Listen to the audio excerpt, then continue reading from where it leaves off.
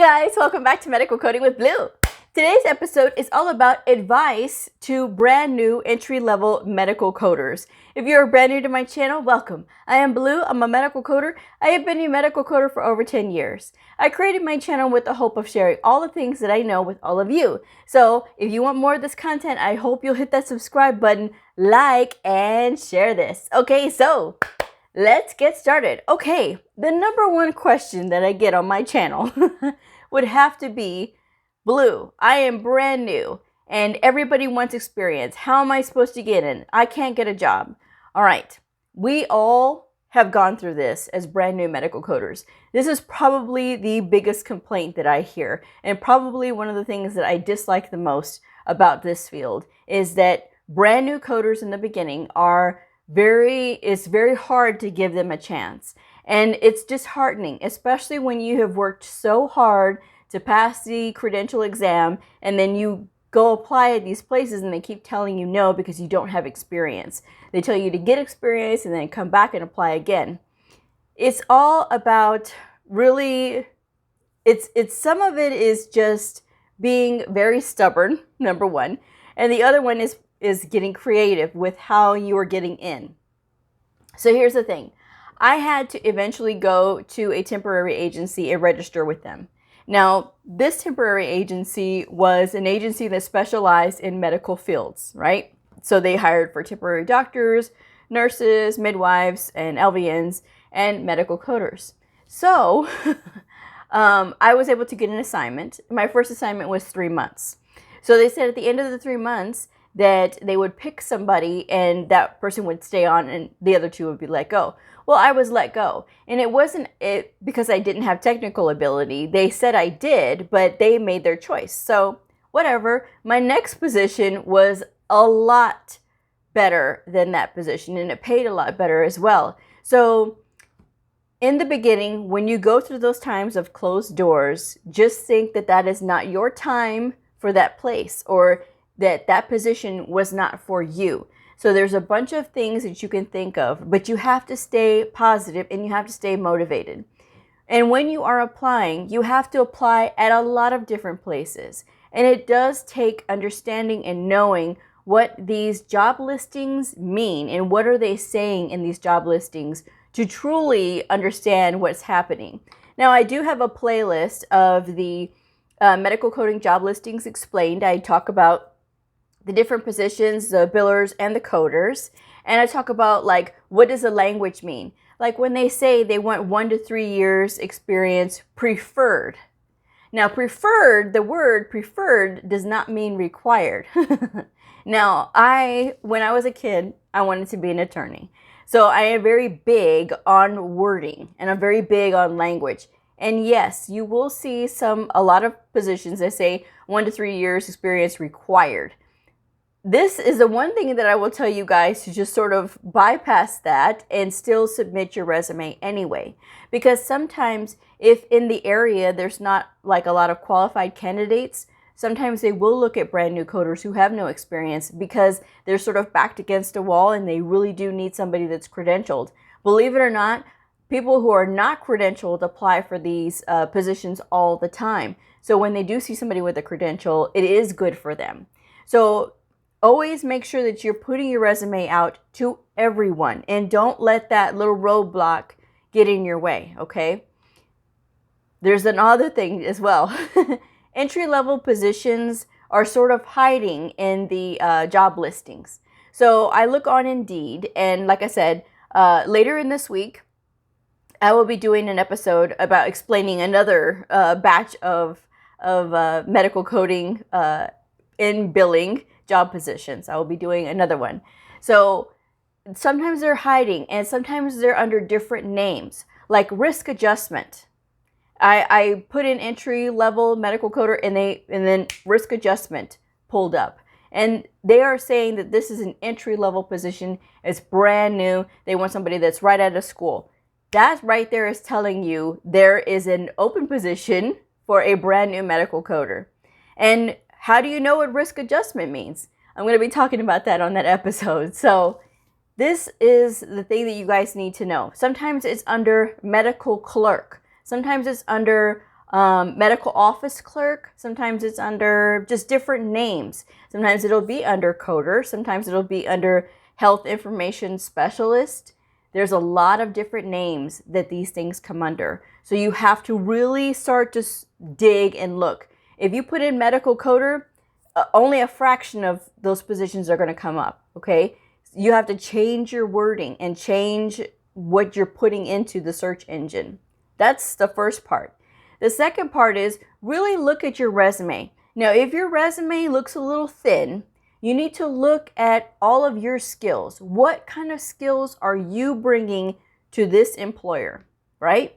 And it can be like that you can use Microsoft Outlook, Word, Excel, PowerPoint. And if you don't know how to use PowerPoint, the wonderful thing about YouTube is that there's lots of tutorial videos, okay? So watch some of those tutorial videos so that you can get familiar enough that you know you could put it on your resume, all right?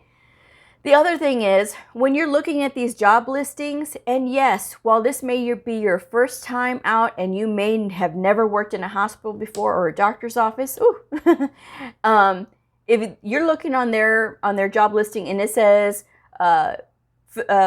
experience with Epic preferred, okay? Now, what is Epic? Epic is an electronic health record, right? And you can look at the tutorial videos on YouTube and get yourself familiar. When you don't put this on your resume, okay, that you have experience with Epic, okay, just because you watched a YouTube video, but you can put it in your cover letter. And now your cover letter is going to say more about you. And don't make it sound like it's very run-of-the-mill stuff, the stuff that everybody hears, that you're a team player, that you're always on time, that you want to work, and everybody's going to say that. You need to stand out. And this is the first way to grab their attention and say, this is a person who really likes to study, that, does their research, and they are ready to start working. That's what you need to convey in the message that you're going to put on that cover letter. And the cover letter doesn't need to be a book, okay? It just needs to be no more than 4 paragraphs and just a few sentences each, maybe 3 to 4 sentences each. But it needs to get to the point. It needs to be well written, and it needs to say something about you. And yeah, maybe you've been out of the workforce for a while, and maybe you just passed this and you haven't had a job in a while, but that's okay. List all of your strengths. You've got more strengths than you know, right? And if you've had cash handling experience, if you're going to go into the billing side, make sure you put that on there. If you have any kind of accounting, basic accounting, put that on there. Put everything that you can that makes you look like this very stellar employee on there. And look at their job listing. If there are things that are in that job listing that are not on your resume, you need to put it on your resume, because this is how resumes get recognized. A lot of times what people don't know is when they write their resumes and they're very basic, right? And then they just sort of submit them in. There's a program that a lot of places use, and it uses like software to recognize the words. So when it sees words that it's looking for, that's the resume that's going to get referred on to the people that are looking at the resumes. So make sure that if you have anything in that job listing and it's not on your resume, make sure you get it on your resume. And if you have to update your resume, you just have to update your resume. This is going to require a lot of detail, okay? And a lot of people get very frustrated with this part. But I'm telling you guys these things because these tips, they do work. And you have to be patient in the process, okay? You do have to show that you are putting in the most effort that you possibly can, but you can't get frustrated. Whatever you do, don't get frustrated, because eventually the job will be there, but you have to be ready for it. And if you get frustrated right away because you only applied for 3 or 4 jobs and no one is calling you back, no one is going to call you back if you only apply for that few amount of jobs. You need to apply for a lot of jobs. Be thinking that you need to be looking and applying at 20 to 30 different places, 40 places. Put your resume out there. And don't just limit yourself to just medical coding. Look in medical records. Look in medical billing. Now, medical billing will not give you experience with coding, but it will get you some knowledge and some background of what's actually happening. There's very little coding when it comes to the billing. Mostly what the billing does is they process the paperwork and submit it to the insurance companies. Now, when you get experience with this, then you can carry that on to when you're applying for medical coding jobs, and you can say, well, I've had experience as a biller. Now, that means you're coming from the side of the house that's the billing side of the house, that's familiar with the insurance side. So that's a really good skill to have. And having those skills of negotiation as far as like knowing what the insurance company is actually thinking, okay? Then when you get on the coding side, that does help because that's adding more to your resume and that's adding more to your skill set. So, like I said, applying with medical records is another thing. Medical records is probably not going to give you experience with coding, but medical records will get you around the people that are doing the hiring, okay? When you are working in medical records and you are working in that patient administration division type, right? You're going to be able to start meeting those people that are hiring for the coders. That's when you can say, I am a coder, I am a certified coder, but I don't have any experience yet. I'm trying to get my foot in the door. So if I have to spend time working in medical records, that's what I'll do and move on from there. Because eventually, some people who have had to start in medical records and then they go up to medical coding and then their career is taken off. So it really does depend on how you are approaching things. But don't give up right away just because you see a lot of people say, well, you don't have any experience.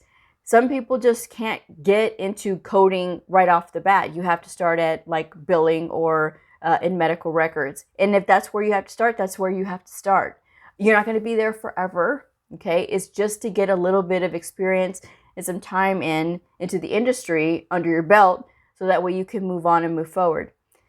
If you end up applying for like a medical front office, this is a skill.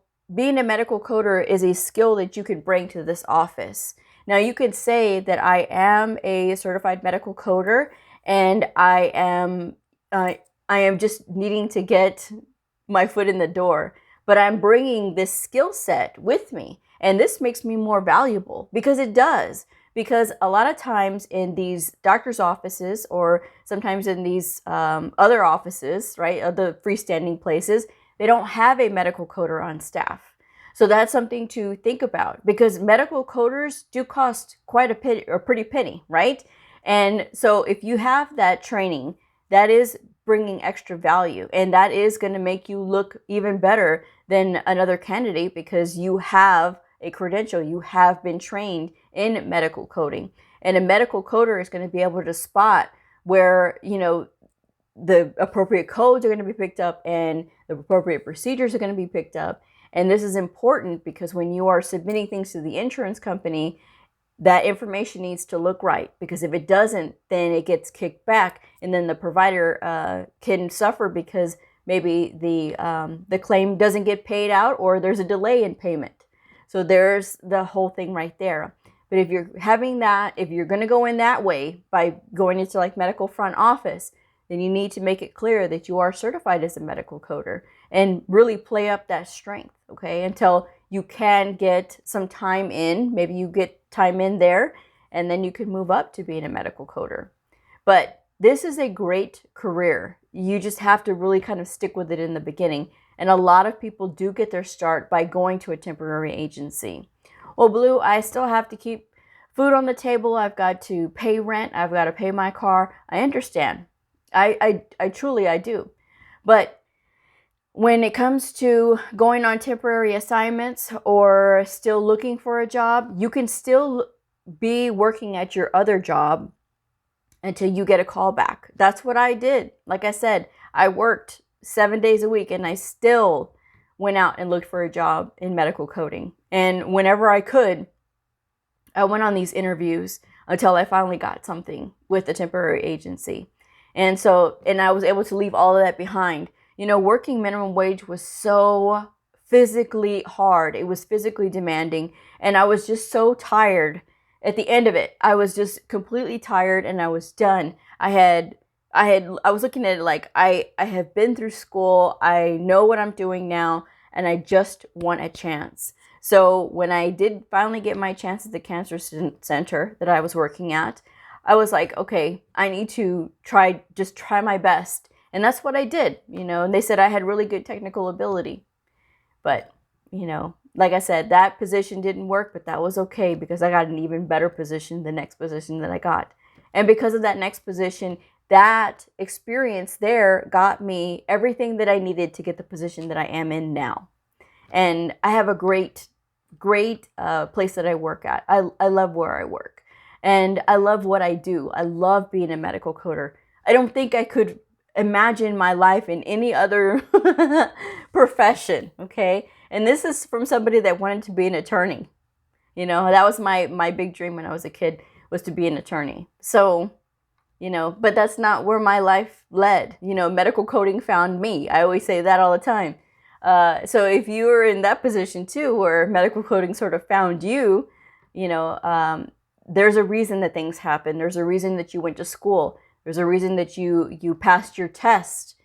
Everything is lining up, but you have to be willing to keep on. And even when those uncomfortable times come on, like that you can't find a job and everybody's telling you no, you have to stick with it and you have to keep motivated during this time, because this is a critical time that medical coding starts to lose people, because people get very frustrated and they don't want to wait. They don't want to have to do all these other things. And they want to start out with this high-paying position.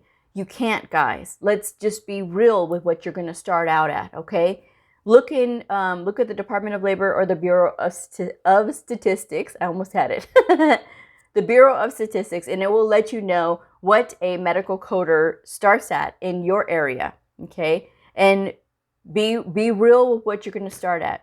You got a certification and you didn't even have to go to college to get into this field, okay? Now, if you do have a degree, then that's another completely different story. I'm just talking about people who have credentials, okay? Just like the regular credentials like the CCS, CCSP, CCA, or the CPC or the CPCA, okay? Because your degree holders, they're in a different ballpark. And yes, sometimes it is difficult for even the degree holders to get a job. It's no guarantee just because you have a degree that you're going to get a job right off the bat, okay? Think about it. Those registered health information administrators and the registered health information technician, these are your managers. So if that facility is not looking for a manager type, it is difficult, okay? So the pool gets smaller when you have a lot more education. There's limited number of slots for those places, right? So you really want to make sure that you know what you're getting into when you're getting into these degree programs. But guys, don't lose heart. You will, if you stick with it, you will find something.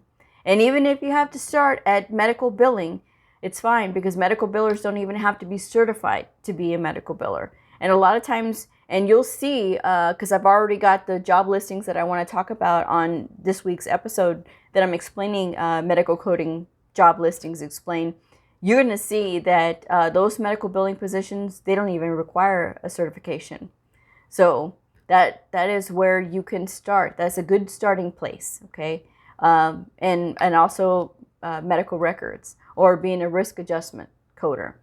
That is another thing too. So we're going to get into that in that episode. But I want you guys to know that I do feel for you. I do, because I've been there. And it breaks my heart when I hear people say that they're going to give up because they can't take the rejection anymore. I understand. I mean, I really do. But I would just say that you worked so hard to get that credential, to just stick with it just a little bit more, because you never know if just that little bit more of a walk is going to put you over that other side where you do get your coding job, or you do get a job somewhere in HIM, right? Health Information Management, somewhere in this field, because this field is vast, okay? but you just can't give up and you can't take these rejections personally. This is something in the industry. Okay. And like I said, if you are a degree holder and you end up getting one of those degree holder slots, like you're going to run a whole department or you're going to run a hospital, I hope you'll hear my plea on behalf of newly credentialed coders. If you are RHIA and you are in charge of the hiring or you're going to have a say in the hiring, consider hiring new people because new people need to be given a chance. And I like when I see that there's people who want to hire brand new coders because brand new coders are hungry and they want to learn. At least a lot of them do that I've talked to. A lot of them do want to learn. So I hope that they're given a chance. And maybe that's something that will be a little bit better in the future. But until then, it's going to take people who are willing to give new people a chance too. Okay? But make yourself look as stellar as you possibly can.